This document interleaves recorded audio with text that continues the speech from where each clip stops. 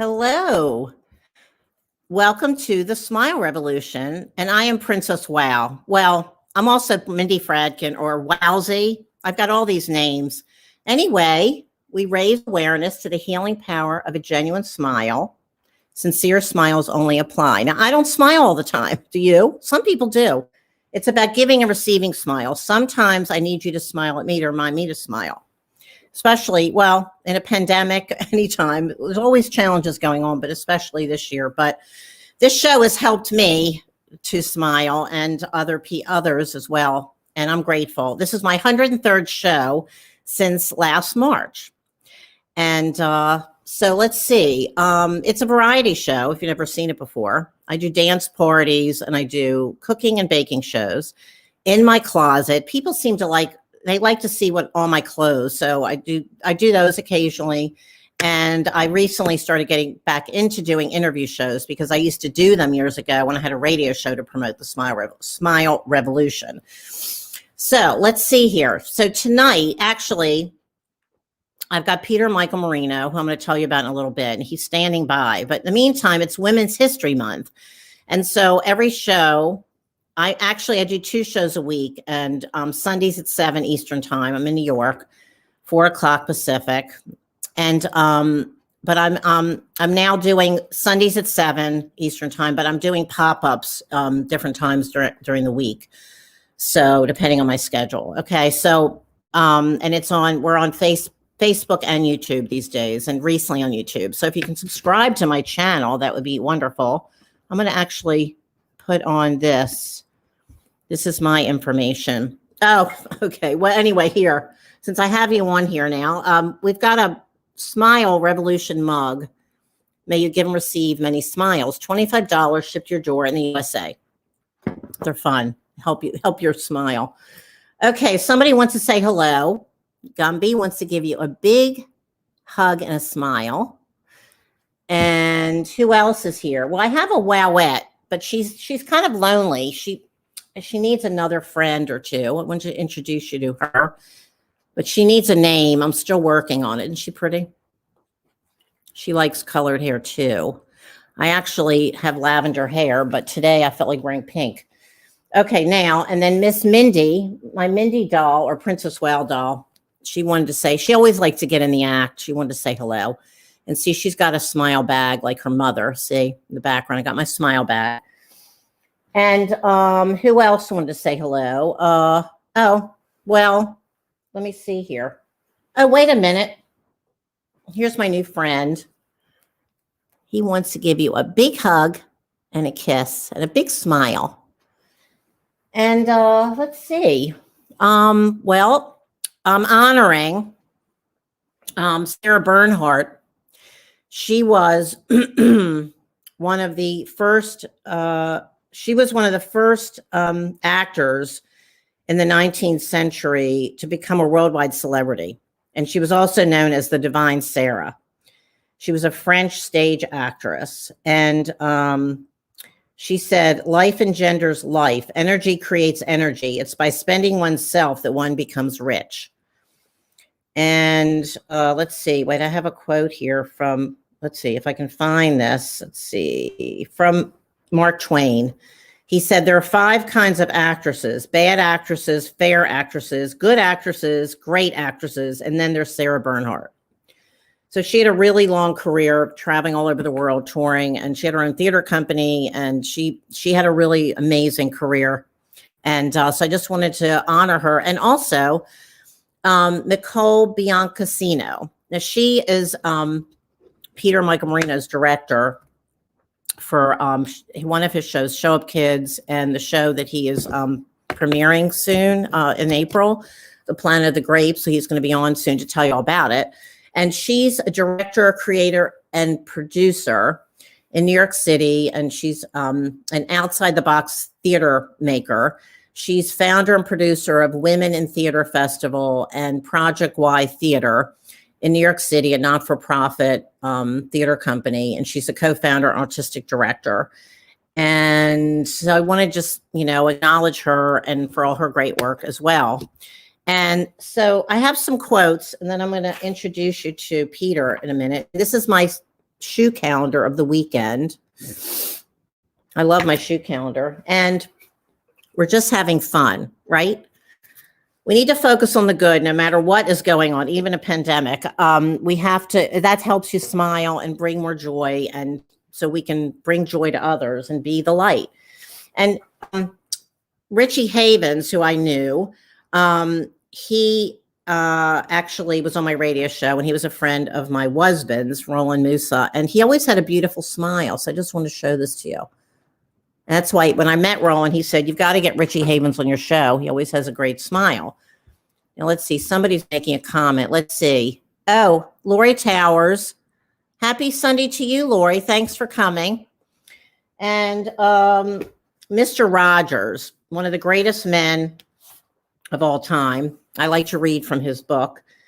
He said, often out of periods of losing some of the great, wait a minute, hold on a second. I might need my glasses. I think I need to get my glasses on here. Often out of periods of losing come the greatest strivings toward a new winning streak. Development comes from within. Nature does not hurry, but advances slowly. And then from the Tiny Book of Tiny Pleasures, Irene Smith and Astrid van der Hulst. Okay, let's see. Finding faces in everyday objects. See if you can see that. Let's see. Wait a minute. Okay. And then, warm hands. The scent of freshly mowed grass. Eating local or seasonal fare. An Indian summer. Tidying up your mind or home. Teabag wisdom. Greetings from a faraway friend. Migrating geese in a V formation. It's just a fun little book. Okay, and today we choose joy. Now, I had a challenging day. Somebody who I used to be friends with is now doesn't want to be friends with me anymore. So it was kind of challenging, but I worked through it, and it happens, right? Sometimes friends become enemies. Has that ever happened to you? Anyway, I'm going to share with you a few quotes here from timeforthinkers.com. Divine love always has met and always will meet every human need. Mary Baker Eddy. Have you ever needed something really badly and just known it would appear? The old me's dead and gone. Justin Timberlake, sorry, if I can talk. Have you ever lost someone or something you really cared about, then afterwards felt like you'd found the real you through the experience? And Dr. Seuss, be who you are, because those who matter don't mind, and those who mind don't matter. What's the most outrageous thing you've ever done because you were pretty sure God wanted you to do it? Oh, I didn't sing. Oh, I always, I have a whole album of smile songs. And I have a song that I'm going to sing a little bit of the first song that I wrote with Roland Musa, my husband. And Pete Seeger, the folk icon, actually plays banjo on it, and a host of musicians piled in. I walked into a cafe, smiled at my friends. They all smiled, and I realized I passed it on to them. The people who saw us smiled at our friends. They all smiled, and we realized we passed it on to them. Yes, a simple smile will do. Round the world and back to you. It's called the smile revolution that comes, goes round and back to you. So smile, smile, smile. A simple smile will do. Smile, smile, smile, it comes back to you. So don't forget to smile. That's a short version of the song. Okay, so let's see here. I think that is what I wanted to tell you about tonight. And so Michael Marino, I'll give you a little bit of his bio here before he comes on. Okay, so he's a New York City native who has worked extensively as a producer, director, developer, writer, teacher, and performer. whose work has been seen on 5 continents. Pete's a member of the Dramatics Guild, SAG-AFTRA, AEA, the Indie Theater Fund, graduate of the Commercial Theater Institute. His production company, PM2 Entertainment, has presented festivals and original comedy works everywhere from New York City to Australia, Canada, and the UK. I'm getting really hot in this fake fur collar. Anyway, he's the winner of the Young Hausa Theater Awards, Creator of the Year, nominee Broadway World 2020 Cabaret Awards, Best Zoom Show Performed in Real Time, and Outstanding Achievement in an Individual Performance. Well, anyway, it goes on and on and on. Well, anyway, he has a long career in the entertainment world, but I'm going to have him on. He can tell you more. So, Pete, I'm bringing you on now. Okay. I love it. It goes on and on and on. Yeah, I know. Just never. Right? Well, you've been doing this a long time and you have a lot of credits. I guess so. I mean, yeah. I mean, I'm like literally moving my arts and crafts to the next table because I learned you should not keep your arts and crafts in front of you because you'll spill something on them. Okay. All right. Well, hi, it's good to see you. See you too. So you wore some color for me tonight. I did. I purposely, I'm channeling summer already, but I did go the extra mile. I actually tie-dyed this myself last summer on a camping trip in Andes, New York. Okay, good. Thank you. And my friend's daughter tie-dyed this for me in the Adirondacks probably 15 years ago. And it still fits. Still colorful. Yes. Well, thank you for being colorful tonight. Thank you. And so welcome to my show. I can't believe it. I've been watching this since the beginning of the pandemic, and now I'm on it. It's surreal. Really? Oh, that's sweet. Thank you, Pete. I appreciate your support. I know you do watch it, and I appreciate that because I know how busy you are. Even in a pandemic, you've got like all these people, you're watching all their shows, you're working on your shows, and you're like rehearsing. I mean, you're one of the busiest people I know. I mean, I don't know how you do everything you do. Same. I know, you know what I'm saying? Well, no, you do all of that, and then you herniate a disc in your back, like I did 6 weeks ago. That's I know. You can go and go and go and go, but if you don't recognize that your body is like, take a break. Right. Yeah. It's going to be like, and here's a herniated disc. That'll shut you up for a while, and it worked. Yeah. Got a lot of bed rest because you can't really do much of anything else. Right. Well, thank God you're feeling better now. If anybody's watching, I'm kind of shifting a lot because I'm always kind of cognizant of like my posture and where my feet are, things I never thought about before. Okay. All right. Well, anyway, I'm glad that you're now back in rehearsals and you have like you're getting back to things. Thank you. So let's talk about when the pandemic hit a year ago, we both like started at it like within the first week, right? Yeah. Yeah. I think my first show was the 18th. Mm-hmm. Facebook will be telling me what I did last year. So I'm looking forward to seeing like, I remember like going on Facebook and going, does anybody know anything about this thing called Zoom? Like it was just so new. Right. I think I even like quickly, I was like, okay, I need to do shows on this. I'm broke. I need money. And like people just gave me $5. And then I bought Zoom.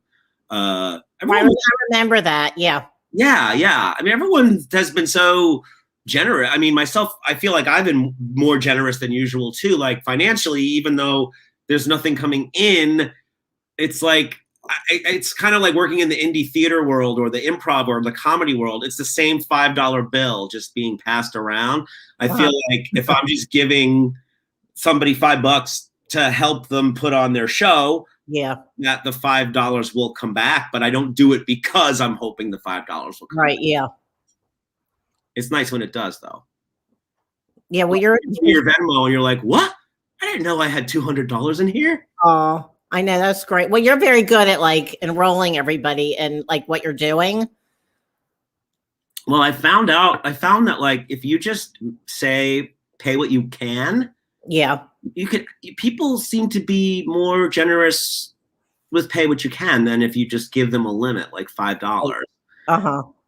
I feel like I'm talking about money and I'm a horrible person, but I talk about money. Like you, it's like we're artists. Like you have to do what you do, and you have to you have to charge money for it. I'm going to see the doctor next week. That's not free. Right. No, I know. Granted, I'm not a doctor. What? Granted, I'm not a doctor, but right. And I didn't go to school for 12 years, but right. But we're doing, this is our work. This is what we do. Yeah. And people need to be entertained. Yes.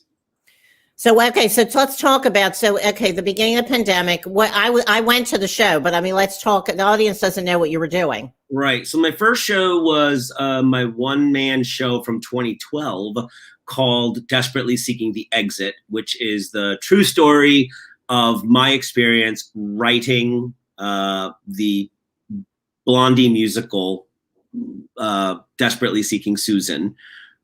If you're listening and going, Blondie musical, that's not what it is. That's what mine was. I took the movie of Desperately Seeking Susan, I mashed it up with Blondie's music, working with Debbie Harry and Chris, and it went on the West End, and it was a huge flop. So that's a good stuff to write about. So I wrote a show about that.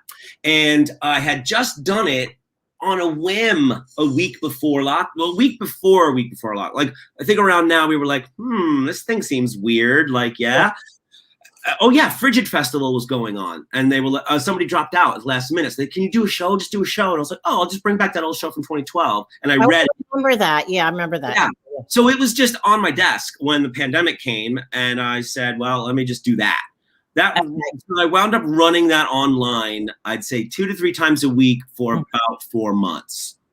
And that was crazy. It was great. I saw it. It was great. Thanks. And then I had another show, my kids show, Show Up Kids, which is an improvised one-man show where the premise is that the main attraction has not shown up. Right. So this idiot has to figure out what to do with kids and all these props and costumes and lights. And that's a very interactive stage show. So it took Mccall and I a few weeks to figure out, how do we make it interactive online? You know, you've been through this as well. We for those of you out there, like, all we do is talk to each other about like sound and levels and Zoom and lights and ticketing platform. Like, that's all we do, is we're constantly sharing all that.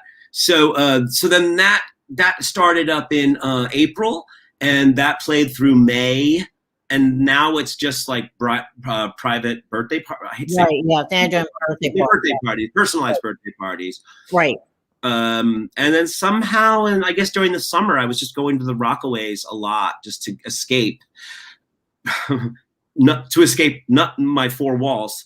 And I just started thinking about how much I loved Planet of the Apes, and I started reading about it and getting really into it, and then revisiting it. And before you know it, I thought, oh, I'm going to do this funny little show, little spoof show called Planet of the Grapes. We'll just use grapes for the apes and corks for the humans. This will be fun. Oh, I'll debut that in Thanksgiving. Well, then I started working on it in September, and like November was coming around. I was like, oh, we'll wait for Christmas. Right. It just got bigger. Like, the show just got bigger and bigger and bigger. I don't want to say bigger. The bar got raised higher and higher. Okay. So we've been basically, Mccall and I have been basically developing Planet of the Grapes, a toy theater show, which will debut in April. Oh, good. Someone loves Planet of the Apes. I do. It's the 1968 mark, so don't worry. It's everything you remember and nothing you expect. I wrote that down today. Is that a good buzz? Is that a good buzz line? Everything you remember, nothing you expect. Yeah. That's great. And now and your teaser is amazing. I love it. We're going to show your teaser in a little bit. Oh, thank you. Yeah. So okay. So you but you're not in it. I am physically not. My fate. I am manipulating all of the puppetry, right? And all the voices are mine. Okay, so you did all the voiceover ahead of. Yeah. And then Michael Herron, who I believe you also know. I don't know. No, I don't know. Oh, I'll make sure I introduce you guys. Okay, thank you. Michael is a brilliant, classically trained musician who also does electronic music. And saw his show about veganism at Dixon Place probably 5 or 6 years ago. Okay. And we became friends just from that. And actually, I stopped eating red meat shortly after seeing that show. So Okay. good job, activist artist. You made me think about what I was eating. 66. Oh, Mark, oh, wow. That's so cool. I was born in 65 during the blackout of 65. Oh my God. During the blackout. So that Really? was fun. I didn't know that. Okay. Yeah. Yeah. Okay, cool.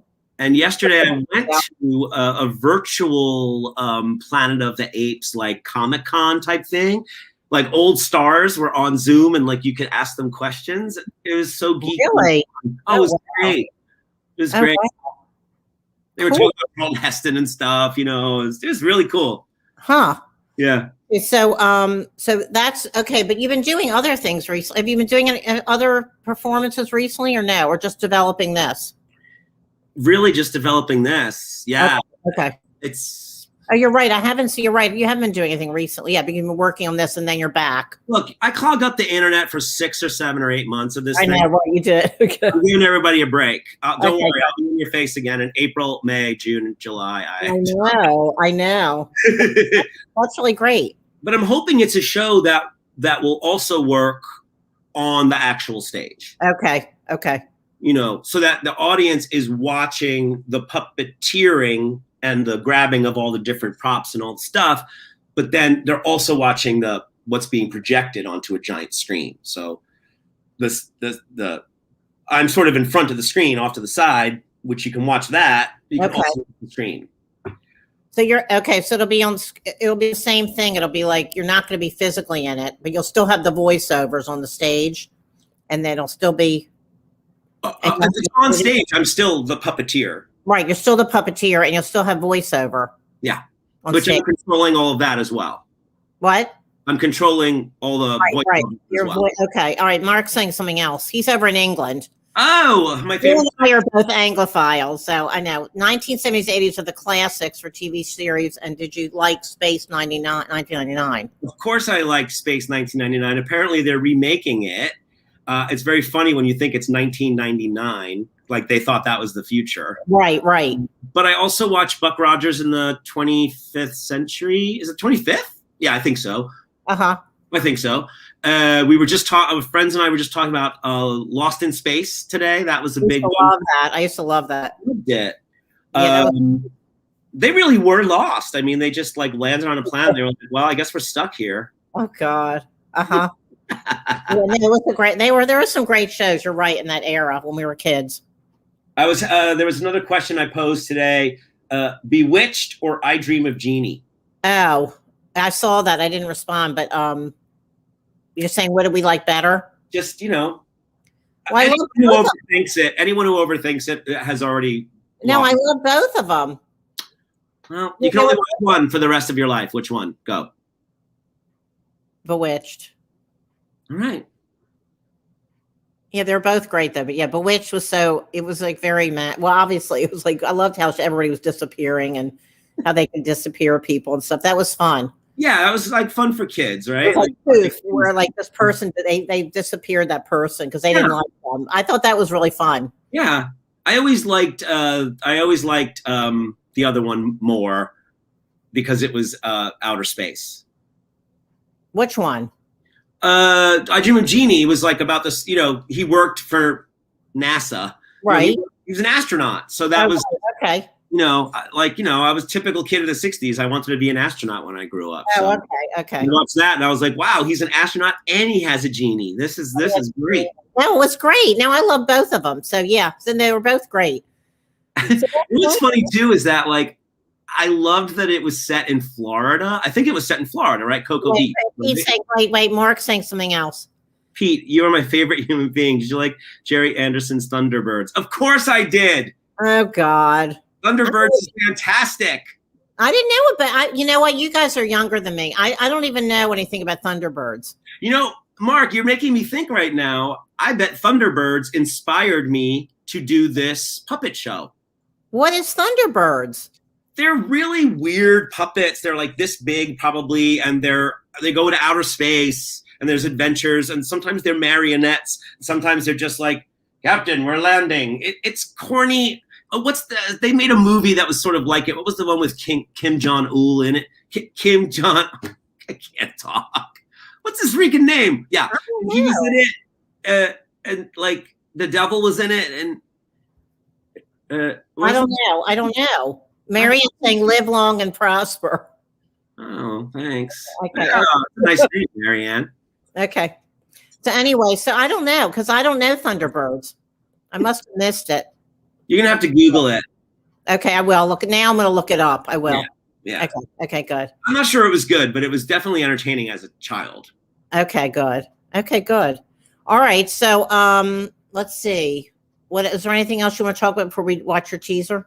I don't know. I mean, I have no idea. No. Okay. So we're going to go watch your teaser now. I'm not going to watch because I can't. You can't watch. We're going to show it, and then you'll come back on. Okay. Right. Star Trek. Marion's saying Star Trek. Yeah. Of course. The original. The original one was amazing. That was great. Love that show. Okay. All right. So I'm going to now show your teaser. Okay. So I'm going to take you off and me off. Hold it 1 second. Okay. All right, everybody. You're going to watch the teaser. The grape.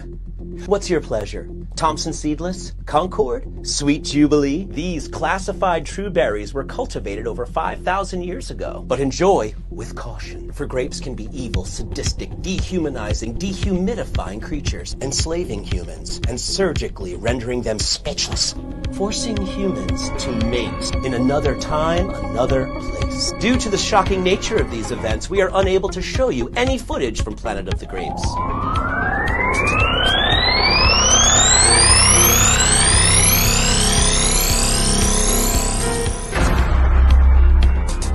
That wasn't supposed to happen. Welcome to the Madhouse. Madhouse. Madhouse. Madhouse. Madhouse. Madhouse. Madhouse.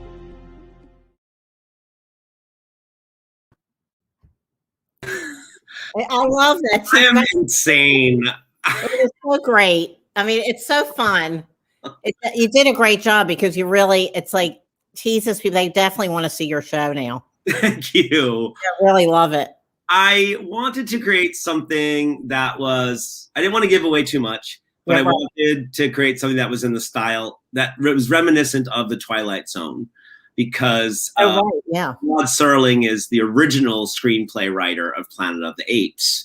Oh. And about 20 drafts, they brought in another writer and cut a lot of the great stuff that Rod Serling wrote.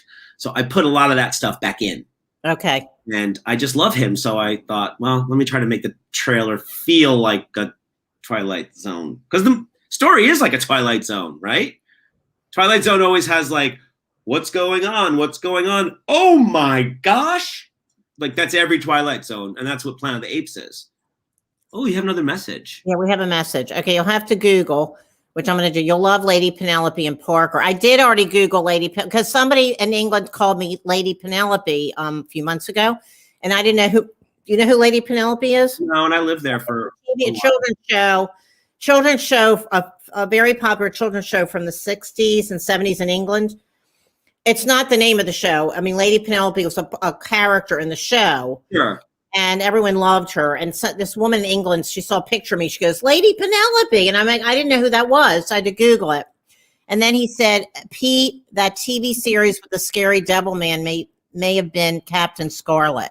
No, this was like a movie, Team America. It was called Team America.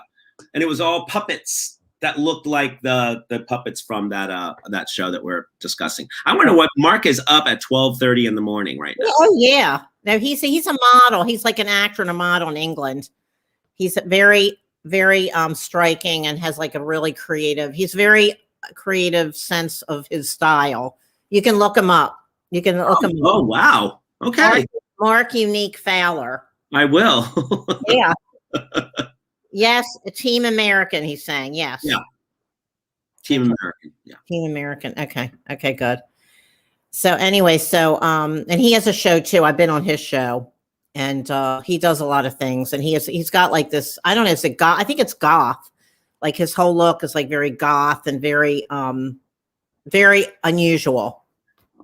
He's got a whole posse of he's like very. He wants. I wanted to, when I go to England. We're gonna have a picture together. Okay. With his posse and me. Oh wait, I will. He's saying you must show him some of the photos. I will. Okay, Mark, stop trying to hijack our interview. I know, yeah. Cheese and crackers. Anyway. Okay. So anyway, I really enjoyed it. I hope you all, whoever's watching or in replay, live or in replay, will go see when is your show's coming out in April? Yeah, so you just go to the website, Planet I have it down there. I've got it down there. Yeah, go there and then sign up on the mailing list, and it's totally not annoying. Didn't you want to see some stuff from the show? Yeah, I mean, yeah. I kidnapped some of the characters. Okay, yeah. Let me see. Okay, so the first characters that we meet are the astronauts, and they are Taylor and Landon and Dodge. Okay. And they work for ANSA. They're astronauts. ANSA. Okay, ANSA. So these are the puppets that play. The humans are all quirks. They all have little magnets on the back, and the sticks have magnets, so that's how you move them around. Then we've got our grapes. We have Dr. Zaius, who is a chimpanzee. That's why he's orange. He's my favorite character. He's totally cool. Okay, cool. Total jerk. He's a total jerk. I didn't say a bad word. This is the Julius, he's like the main gorilla. He's also really mean. So this pepper shaker hat from Fish's Eddie. Okay. And then of course we have Roddy McDowell's character, Cornelius, and his girlfriend Zira, who was played by Kim Hunter, who was in Streetcar Named Desire. So there you go. So it's totally legit. So those are the characters. Okay. We're using puppets like this is like a rocket ship flies by. So rocket ship goes like this. Everything is slower on screen. Wow, I love that. Yeah, it's like a little light in there. Okay. That's a what is that, a rocket you're saying? A rocket ship? A rocket, yeah. So they crash in the first scene, they crash. This is astronaut Taylor. And see there, he actually lights up inside. Okay. This is for the opening sequence when he's flying through space. And of course, very American. So of course he flies with an American flag on his back. And then just recently we worked on this, there's a chase scene. Right. And like, how do you do a chase scene where the whole town is running after this one cork? So I just watched a bunch of Warner Brothers cartoons. Let me see if I can make it work here. Okay. Okay, here we go. So the cork is running, and the town is running after, the town is running after, the town is running after. And then the other way, oh no, they're still coming after me. No. Oh gosh. Yeah, so this is part of a big chase scene in the show. And this is done with a stick that they're on both sides, so I can just flip it over. Okay, good. That's one of the things that we've learned with this show is like you just have to make everything really simple so that you can execute it simply. You know, I could have done that with 3 different sticks, but then I have to reach all those sticks.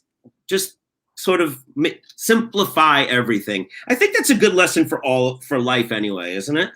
Yeah, just everything. Keep it simple. We don't need so much stuff. We don't need to like, when someone asks which sitcom did you like better, we don't need to like take them, tear them down or break them apart like it's a term paper for college, you know?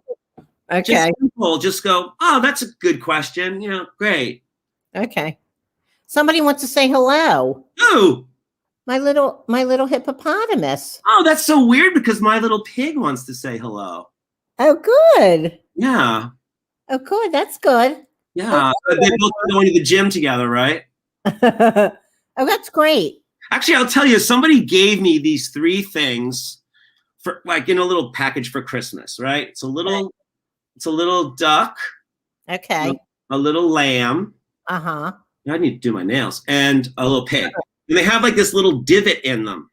So since Christmas, these have been sitting on my desk, and I'm like, oh, I think this is for like your cables. You know, you take all your extra cables and you kind of tie them up. No, it doesn't really work. It's not great. I want to say hi. Oh, hi. Oh, hello, little Japanese kitty cat. Oh, I see. My friend who's Japanese gave it to me. You have to guess what. So then someone said, oh, this is what you put on your wine glass at a party. Okay. So no one else drinks your wine. So okay. Well, I was like, well, that seems awkward because when I try to drink, it hits me in the face. So I finally called my friend. Yeah. He gave it to me, and I said, I'm really sorry. I have to ask, what the heck is this thing? First of all, it was a regift, and I'm going to be regifting it as well. Okay. Do you know what this thing is? These things are?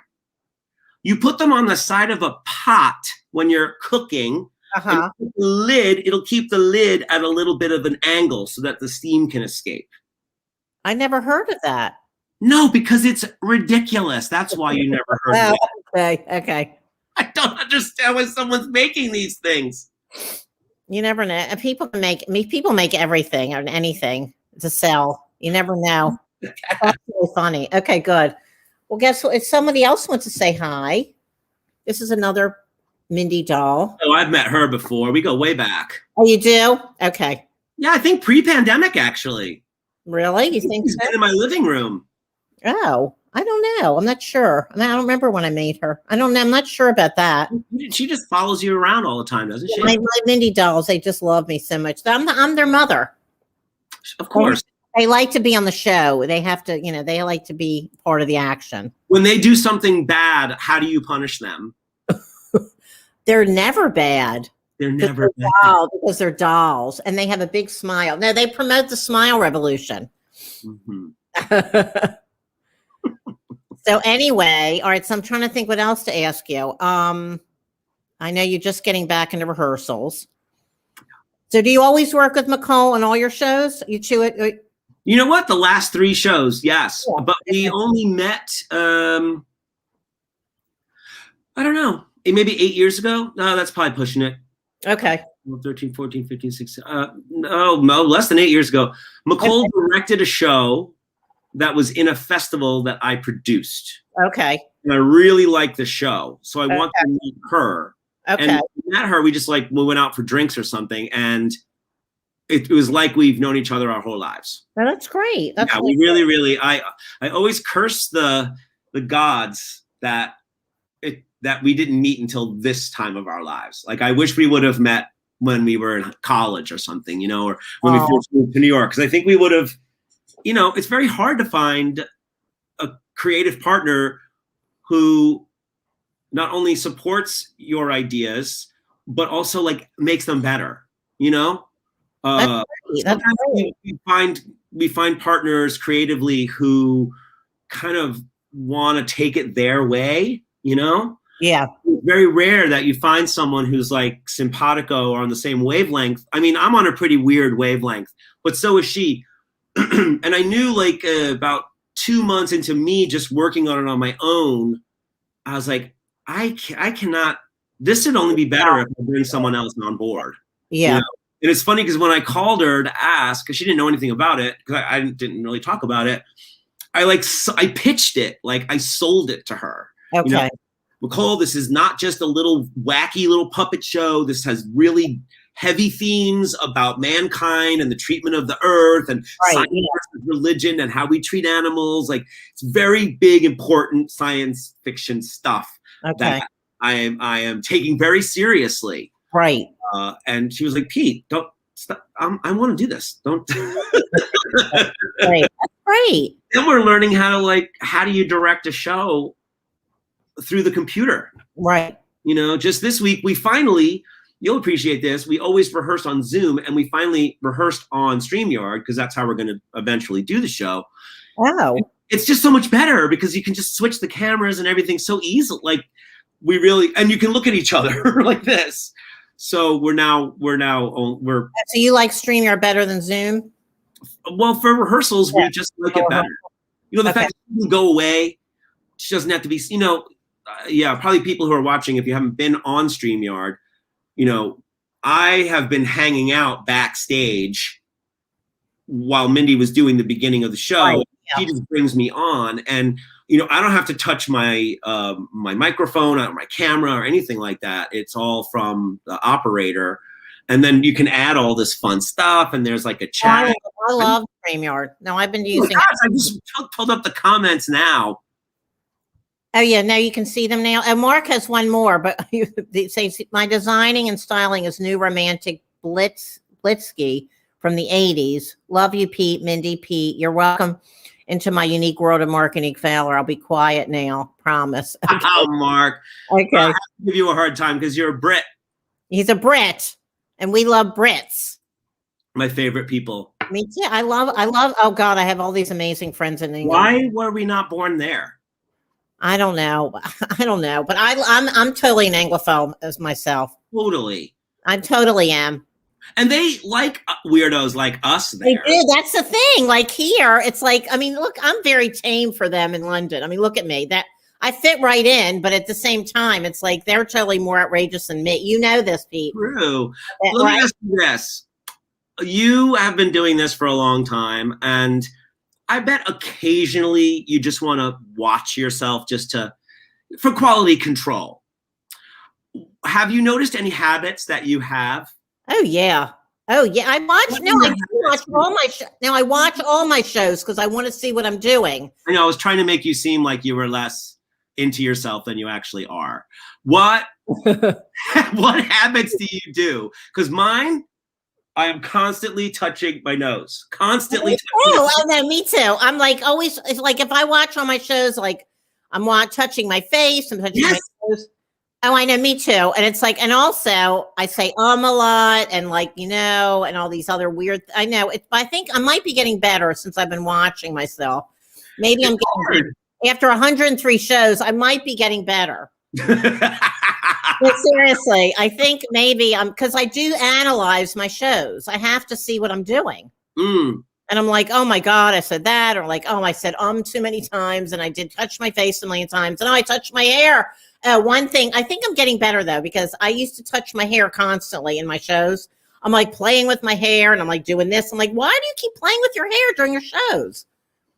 Well, that's your real hair. And it probably it's not my real hair, but no, the point is that today I'm not playing with my wig. Right. You're just getting it off your face. I mean, I've actually been pretty good today, but no, I think maybe because from analyzing all my shows, maybe I'm getting better. Maybe I'm improving. Well, God bless you. I cannot watch myself. I care not. Really? You don't? Okay. I mean, no. You know what? I watch because sometimes I think, I said something funny and I want to remember what it was. So I'll watch it to go like, that was the thing. And I'll just jot it down, Okay. Yeah, but for me, I think it's important because then I analyze what I did wrong or like what I think I have to improve. So for me, I think it's important. Okay, so it is important. I just have no interest in improving. Well, not everybody can watch themselves. I know that too. No, I don't mind watching. I just don't want to improve myself. I'm happy being mediocre. Horrible. Oh, come on, Pete. Stop it. Oh, wait, I just want to do a shout out to Feeding America. If anybody's able to help out with, if there's so many people have food insecurity right now. So I want to put their website up. Okay, so, all right. So I want to talk to you a little bit about Pips Island. Oh, wow. Okay. Yeah, because I'm sorry, I didn't get to see it. That's but okay.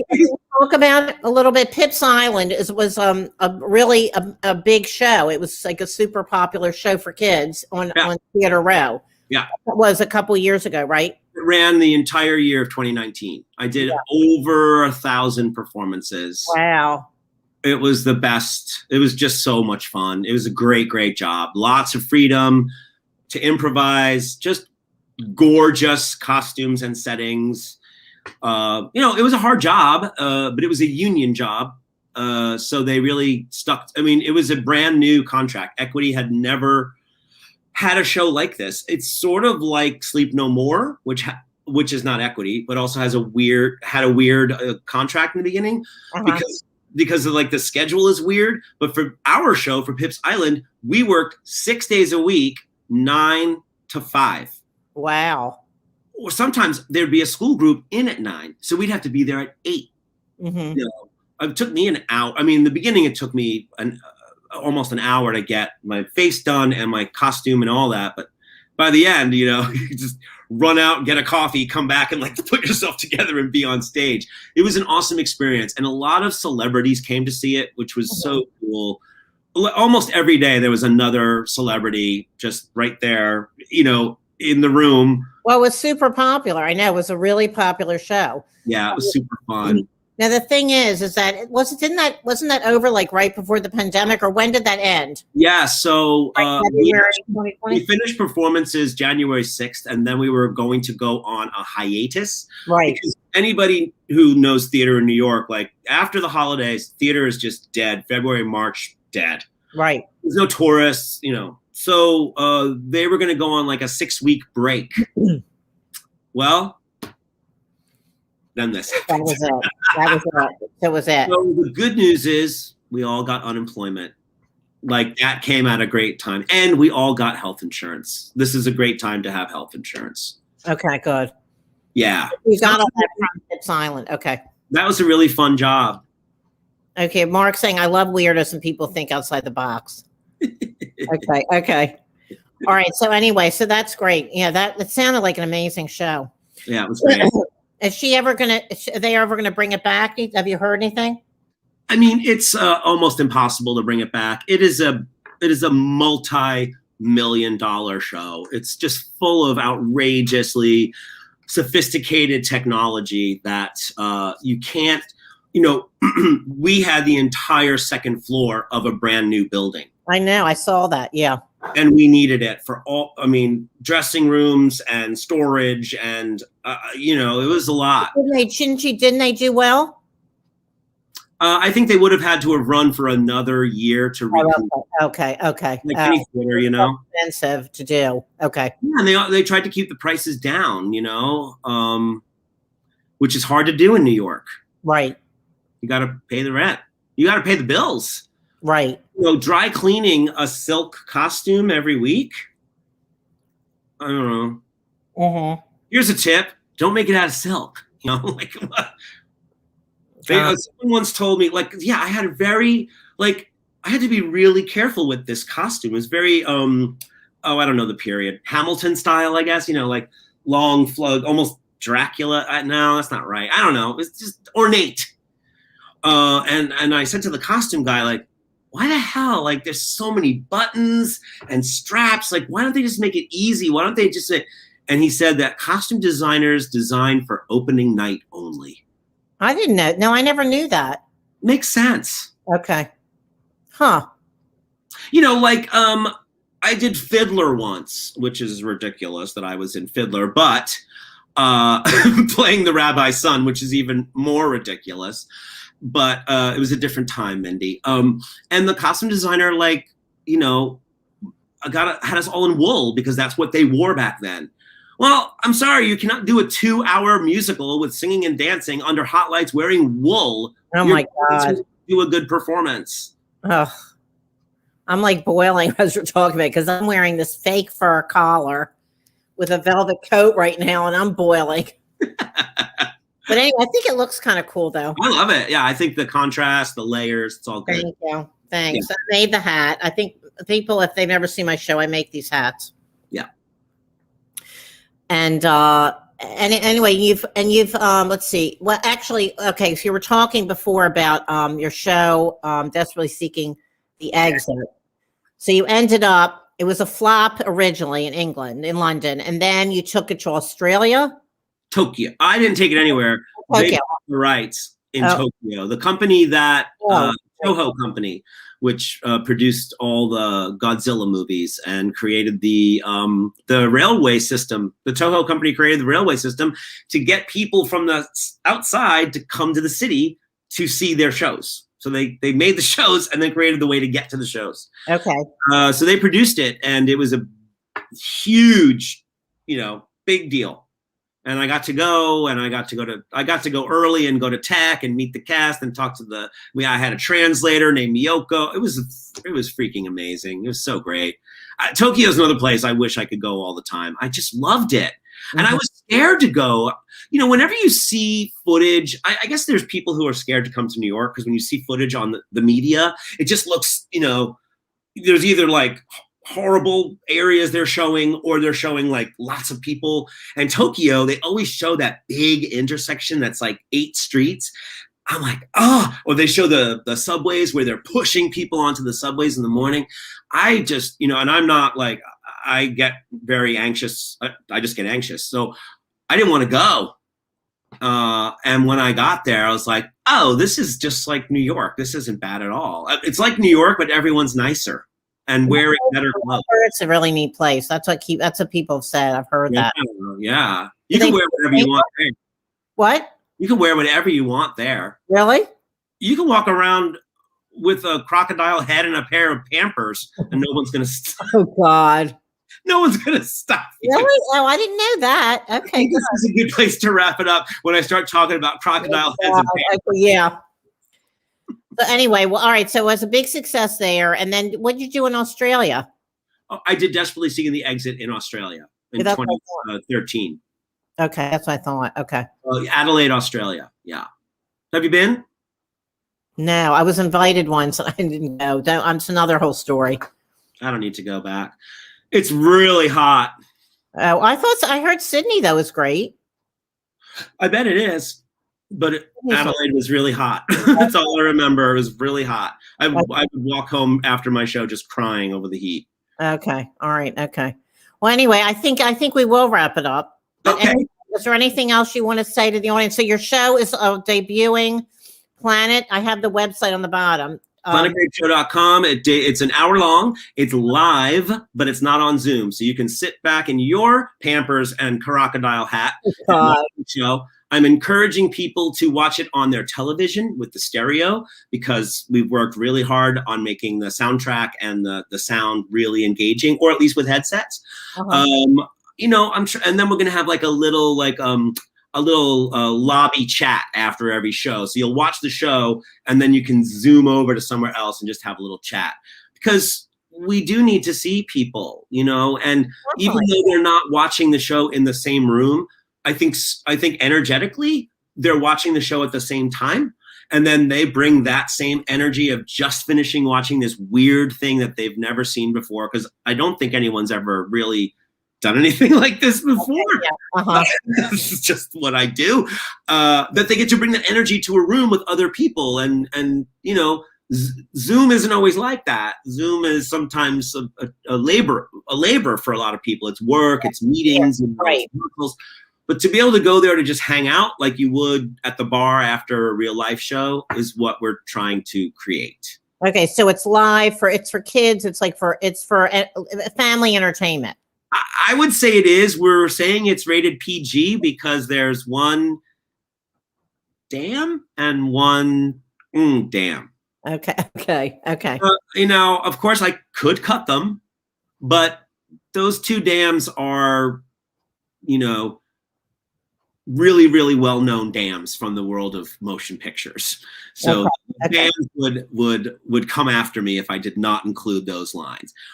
Eventually, though, one day I'd like to do just a totally clean version without any dams. Okay. So it's going to be a live show. How would people see it on their TV, though? When you order your ticket, you get instructions on how to easily connect your device to your television. Oh, okay. Oh, that's interesting. Yeah. Okay. And then afterwards, everybody goes to you give them a Zoom link and everybody hangs out afterwards at the Zoom link? Yeah. And the Zoom. Okay. Oh, that's cool. Quick little. Great. Okay, Pete. Well, this is great. I'm glad that I learned more tonight about your show. I am so honored that you asked me to be on your show today. Really? Oh, God. It's been great watching your just watching you take over the world very slowly throughout this pandemic, fearlessly. Thank you. Oh, that's sweet of you. Yeah, it's really impressive. You should be very proud of yourself. Well, I really appreciate that you've been supporting and watching, and that makes me feel happy. Yeah. And so anyway, I appreciate it. Well, it's been a lot of work, but it's been helping me survive this pandemic. It's been helping me a lot. So I'm really grateful that I've been able to do it, and I'm continuing on. And I love doing the interviews because I used to do them years ago, and it's just fun to get back into interviewing people because I enjoy that. And I like to help my artist friends and musicians, and it's a fun thing to do to honor you all. So I'm grateful that you were able to do this tonight. Much appreciated. And I will talk to you soon. I love you, and I love everybody in the audience. Thank you all for joining. Bye, everybody. Bye, Mark. I'll see you in Leicester Square at some point. That's where I hang out. Okay. All right. Love you. Bye. Bye. Okay. So anyway, I hope you enjoyed my show, and I'll be back. I don't know what day this week, but I'm definitely Sundays at 7, as I said, Eastern time, and 4 o'clock Pacific, midnight. I think it's midnight in England. And I know I have my UK friends who watch my show. And so next Sunday night, Carmen Grillo, who's a musician from Los Angeles, will be on. And I will tell you more about him on my next show. And we'll see what I do during the week. Could be a cooking show, could be a dance party. We'll see. I'll see what feels inspired. And that's it. So I love you all, and focus on the good. There's always good going on. And I'll see you soon. Have a good rest of your night. Bye.